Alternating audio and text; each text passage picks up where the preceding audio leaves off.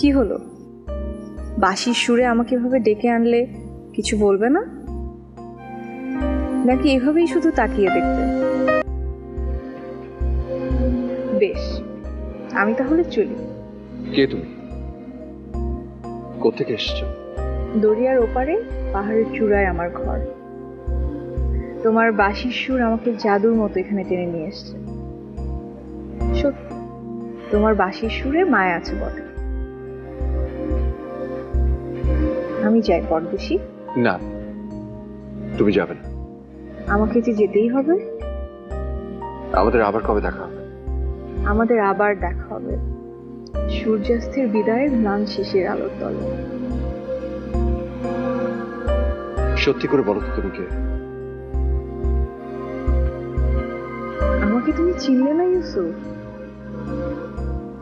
আমি যে তোমারই মেহেন্দিকার।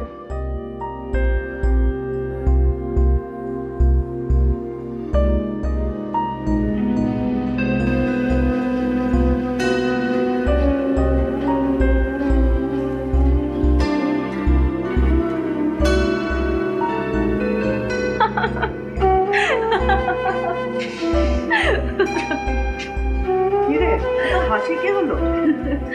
আর বলো না মা, আজ পথে একজনের সাথে দেখা হয়েছে।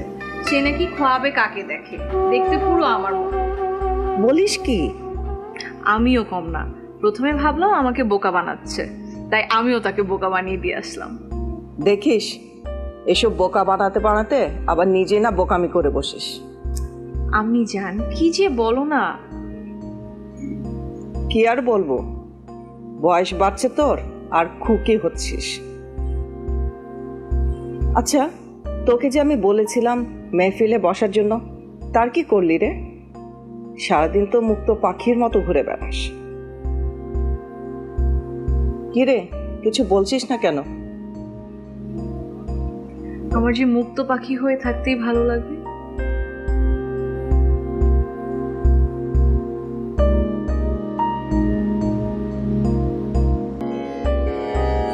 তুইও আমাদের সাথে বস।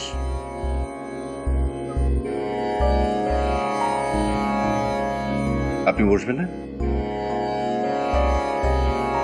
ও, বুঝতে পেরেছি, অভিমান করেছিস না? কি হয়েছে গুরুজি? সে তোমার জন্য পথে বসেছে। তুমি দেরি করে এসছো, তাই হয়তো অভিমান করেছে। আমি অত্যন্ত দুঃখিত। এবার বসুন। জি না, আমি বসবো না। কেন? আমার ইচ্ছা করছে না। গুরুজি, আমি ক্ষমা করবেন, আজ আর আমি তালিম নেব না।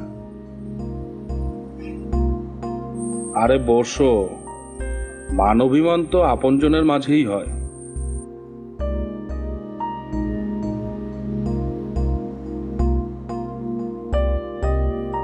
তোমার পরিবারে কে কে আছে? জি, আমার মা আছেন। বাবা? আমার 12 বছর বয়সে আমার বাবা এই পৃথিবী ছেড়ে চলে গেছেন। এরপর থেকে আমার মাই সব। মায়ের ইচ্ছেতেই আপনার এখানে গান শিখতে আসেন।